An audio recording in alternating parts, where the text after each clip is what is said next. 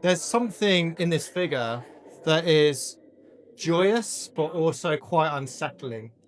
Is that an outsetted attention? Was that something you had from the beginning of the making process, something that emerged as you were creating the work?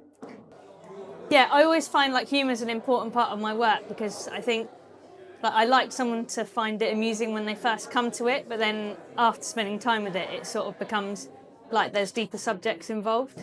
Yeah, and you want that. So you're almost like you're coming through the humour to deposit some tougher elements. Yeah, it's sort of like an access point. I mean, I was Access point. looking at puppetry, which historically is kind of comical and humorous, but actually they kind of talk about by political or serious things Yeah. as a way to deal with that. So kind of talking truth to power in a way, or amongst the masses as a joke. It's a joke, and that gives it a safety Yeah. to say taboo or I mean, like the title is called Rehearsal for a Pasquinade, and a pasquinade historically is a form of satire against people in power or figures of authority, but it was anonymous because they felt they were unable to speak against those figures. So the marionette performs for us, but are you performing too when you're making work about the body and the illness? I think so. I think it is like a weird performance in the studio. I mean, like, I think I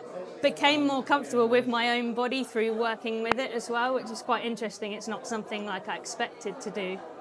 And like, I mean, in the studio, like when I conceived these works, originally the puppet was going to be a more conjoined puppet, and it became disjointed over time. And that's sort of like a performance that no one ever sees because what you see now is like not what I originally intended. So it's this weird sort of, I suppose, performance in the studio where each day, like everything's being picked up and moved around for like 2 months, really, before I came to the final like arrangement of the pieces, I suppose.